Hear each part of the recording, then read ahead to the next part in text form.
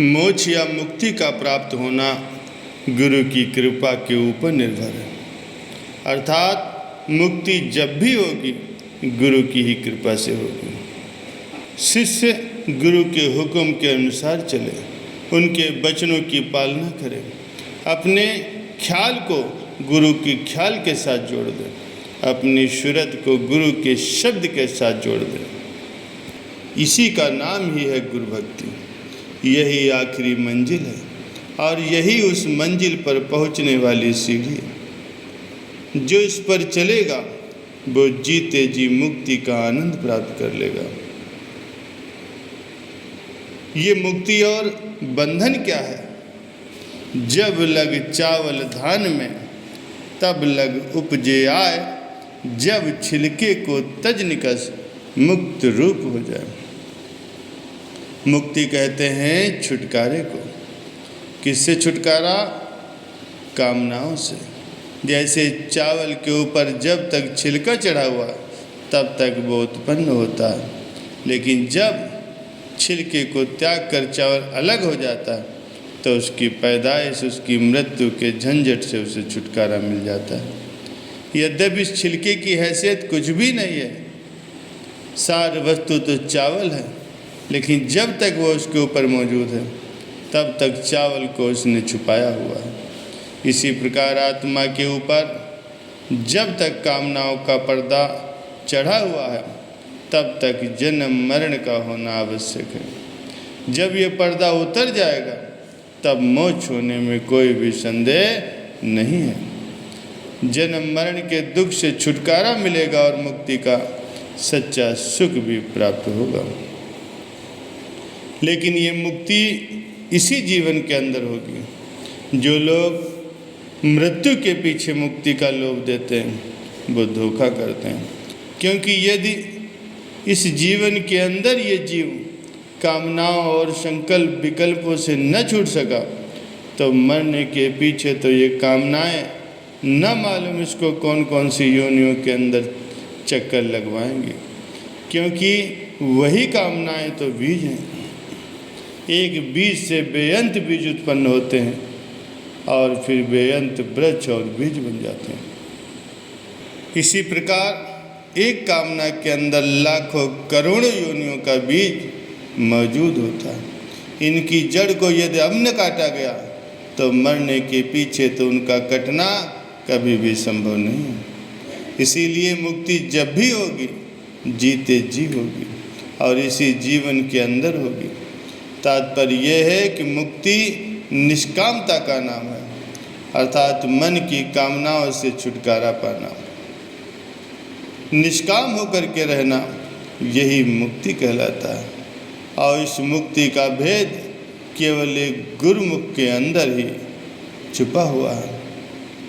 गुरु को सिर पर राखिए, चलिए आज्ञा माहे, कहे कबीर ते दास को, तीन लोक डरना। प्यारे सज्जनों, श्री पंचम पातशाही श्री गुरु अर्जुन देव जी महाराज जी के श्री दरबार में उनका एक सेवक मंझ नाम का था। उसका जीवन गुरु के भक्तों को खास किस्म की शिक्षा देता है। भाई मंझ एक बहुत ही धनवान जमींदार था जो शुरू में गुरु की भक्ति से बिल्कुल ही बेखबर था। एक बार ये किसी कारण से गुरु अर्जुन देव जी के दरबार में जा पहुंचा। सत्संग हो रहा था। दर्शन करते ही मन के विचारों ने पलटा खाया। चरणों पर गिर पड़ा और हाथ जोड़कर प्रार्थना की, हजूर इस भूले भटके को भी अपने दासों में जगह देते हैं और संसार सागर से पार कर दें। गुरु महाराज जी ने इसकी तरफ बड़े गौर से देखा और फरमाया, भाई दास बनना तो सुगम है, लेकिन दासत्व को निभाना बड़ा कठिन है। भाई मंझ ने विनती की, दीनदयाल जिस पर आपकी कृपा हो जाए उसके लिए कौन सा काम कठिन है। हुजूर दया करें और शीघ्र ही भवसागर से पार उतारें। इतना कहकर वह चरणों की तरफ झुका। नेत्रों से प्रेम के आंसू जारी थे। गुरु अर्जुन साहिब जी ने अपना कोमल हाथ उसके सिर पर रखा और परमार्थ की शिक्षा दी और कुछ दिन अपने पास रख करके उसे घर वापस भेज दिया। भाई मंझ के घर में एक कन्या थी, इसके सिवाय और कोई संतान नहीं थे। एक स्त्री, पुरुष और लड़की तीनों एक दूसरे के साथ बहुत प्रीत से रहते थे। जब घर में रहते हुए भाई मंझ को कुछ समय व्यतीत हुआ तो एक बार बड़ा भारी अकाल पड़ा। वर्षा न होने से फसल बिल्कुल ही नहीं हुई। जानवर घास फूस चारा न मिलने के कारण मर गए। सिर पर कर्जा हो गया। घर का एक मकान था, वो भी इसी सिलसिले में हाथ से निकल गया। लाचार होकर के जंगल से घास खोद कर लाता और उसे बेचकर अपना निर्वाह करता। लेकिन इस कदर तंगी की दशा में भी गुरु के प्रेम में कोई फर्क नहीं आने दिया। घास बेचकर उसे जो कुछ भी मिलता उसमें अपना भी गुजारा करता और गुरु की सेवा भी करता। अमृतसर में उस समय तालाब का काम शुरू हुआ था। गुरु महाराज जी इस काम में मशरूफ थे। एक दिन एक शिष्य को उन्होंने बुलाकर हुक्म दिया कि भाई मंझ के पास जाओ और तालाब के सिलसिले में उससे भी सेवा ले आओ। सिख हुक्म पाकर उसकी ओर चल पड़ा। चलते चलते भाई मंझ के गांव में जा पहुंचा। भाई मंझ अभी घास खोद कर लाया ही था कि इसने गुरु की आज्ञा अनुसार तालाब की सेवा के लिए 21 रुपये मांगे। सुनकर भाई मंझ बहुत प्रसन्न हुआ। मन में गुरु का प्रेम छा गया। नेत्रों में जल भर करके वो उस शिष्य के चरणों पर झुक गया। गुरु महाराज जी की कुशल पूछी और बड़ी श्रद्धा के साथ उसको स्नान करा के भोजन कराया। मन में गुरु की दया का बार बार शुक्र करता है कि धन्य है मेरे गुरु महाराज जी, जिन्होंने मेरे जैसे पापी की भी अपने दासों में गणना की। भला मैं नीच गुरु दरबार में किस गिनती का आदमी हूँ। न भक्ति है, न प्रेम है, न ही कुछ बल और बुद्धि है। सदा नीच स्वभाव रखने वाला जाट बुद्धि का आदमी हूँ। जो सच्चे सदगुरु ने मुझे अवगुणहार को भी निज दास जानकर अपने दिल में जगह दी है। बार बार श्री गुरु महाराज जी की महिमा का वो गान करता। आँखों से प्रेम के आंसू टपक रहे थे और वह सोच रहा था कि कौन सी वस्तु अपने गुरु महाराज जी को भेंट के लिए भेजूं। गुरु महाराज जी का हुक्म 21 रुपयों का था, लेकिन भाई मंझ के घर तो 21 पैसे भी नहीं थे जो शिष्य के आगे रखता। लेकिन सच्चाई के अंदर बड़ी शक्ति होती है। करने वाले के लिए कोई भी काम कठिन नहीं होता। सच्ची भक्ति के मार्ग में असंभव बात भी संभव हो जाती है। केवल मनुष्य के अंदर सच्चा प्रेम होना चाहिए। काम सब मालिक करते हैं। मनुष्य को चाहिए कि वो कभी भी हिम्मत न हारे, कभी निराश न हो। भाई मंझ ने अपनी स्त्री के साथ सलाह की कि अब क्या किया जाए। वो बोली, कुछ बात नहीं, तन मन धन सब गुरु का है, इसमें हमारा है ही क्या। यदि आप आज्ञा दें तो मैं उस चौधरी के घर, जो कई दिनों से कह भी रहा था कि लड़की का नाता कराऊं, इस तरीके से गुरु की सेवा भी हो जाएगी और लड़की का ब्याह भी हो जाएगा। भाई मंझ ने इस बात को पसंद किया। चौधरी के घर लड़की का संबंध किया और वहाँ से 21 रुपये लेकर के गुरु की सेवा के लिए उस शिष्य के आगे रख दिया और साथ ही विनती की कि गुरु महाराज जी आगे के लिए भी इस प्रकार से इस सेवक को याद फरमाते रहें। वो शिष्य उनसे विदा लेकर के अमृतसर पहुँचा और सारा वृत्तांत, लड़की का संबंध आदि का गुरु महाराज जी के श्री चरणों में निवेदन किया। अभी थोड़े ही दिन गुजरे थे कि उस शिष्य को फिर से भाई मंझ के घर भेजा गया। जब वो दूसरी बार उसके पास पहुंचा तो उसको देखते ही देखते भाई मंज उसके चरणों की तरफ झुका और अति श्रद्धा भाव से नमस्कार किया।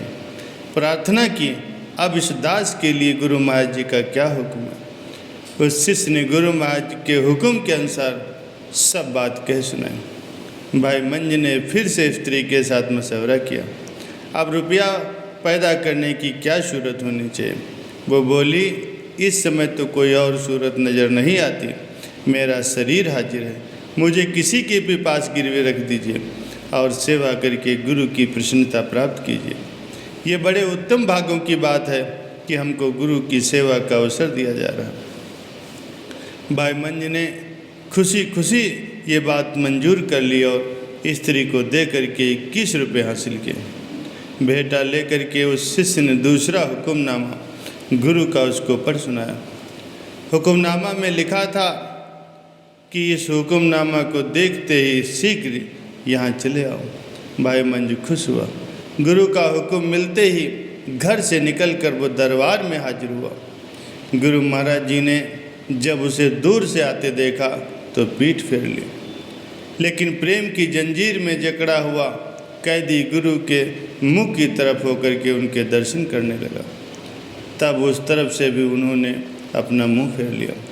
महापुरुषों की लीला कौन जाने कि इसमें क्या भेद है, परंतु फिर भी इतना अंदाज़ा लगाया जा सकता है गुरु की मौज कुछ इसी प्रकार की थी कि उनके भक्त के मन में आदर सम्मान पाकर के कहीं सेवा का अहंकार ना आ जाए और की हुई कमाई अहंकार से नष्ट न हो जाए, क्योंकि ये भक्ति का मार्ग ऐसा सूक्ष्म मार्ग है जिसमें पग पग पर खबरदार रहने की ज़रूरत है, वरना मन ऐसा धोखा देता है कि जीव की कई जन्मों की कमाई एकदम से नष्ट हो जाती है।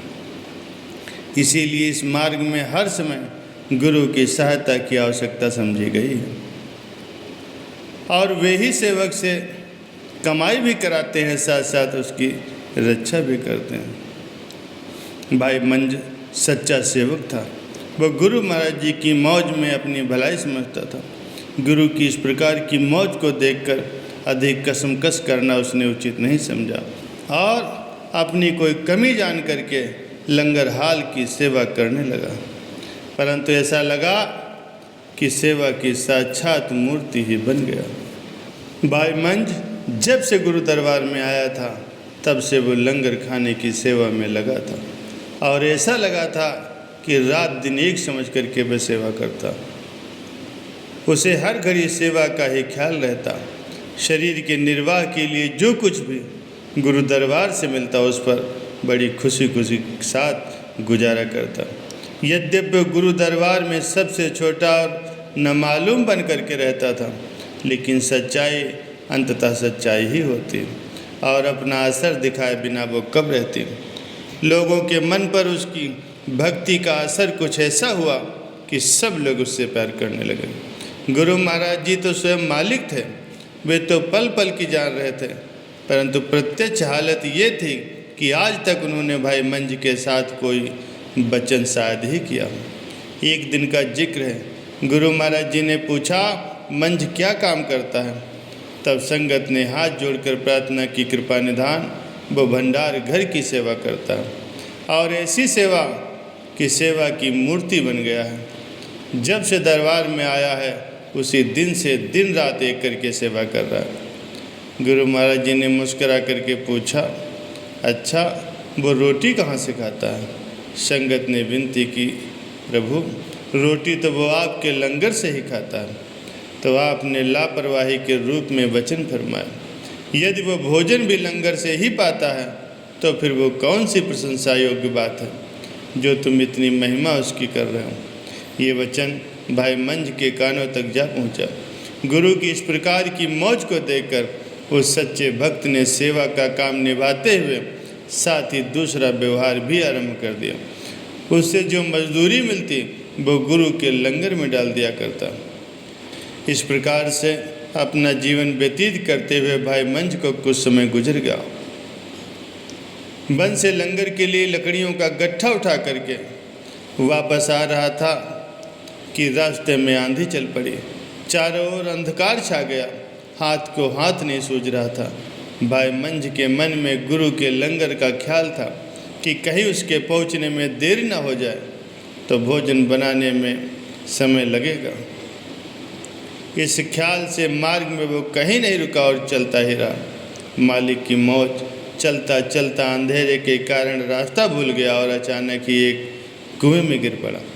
शरीर तो उसका जख्मी हुआ ही, लेकिन उस सेवक की हिम्मत देखिए कि लकड़ियों के गट्ठे को पानी में भीगने से बचा लिया, क्योंकि वो गुरु की प्रसन्नता का सामान था।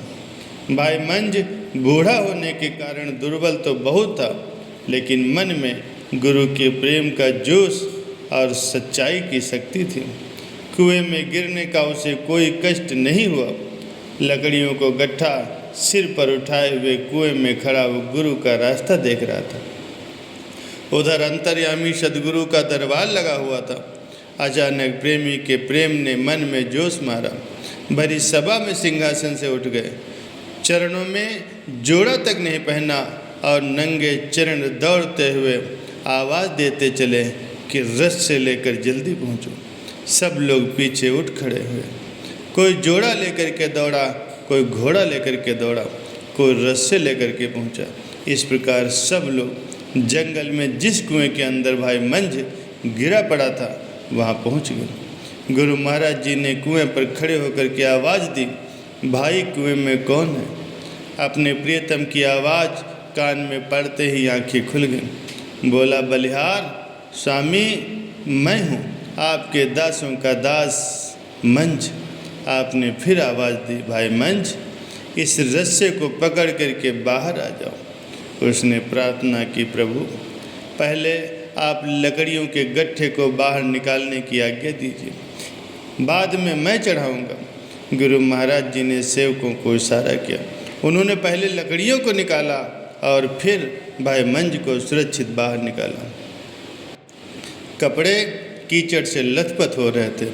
जख्मी होने के कारण शरीर से खून भी बह रहा था। जब बाहर आया तो गुरु महाराज जी से रहा न गया। झट से छाती से लगा लिया और नेत्रों से जल बरसाते हुए एक ऊंची आवाज़ से वचन उच्चारित किए, भाइयों मंझ गुरु का प्यारा है, ये गुरु का जहाज है। आज से ये सारे जगत को तारने वाला हुआ।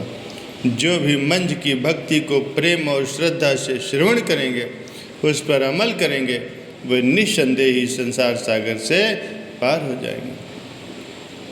धरती अंबर जाएंगे, बिन सेंगे कैलाश, एक मेक हो जाएंगे, तब कहाँ रहेंगे दास।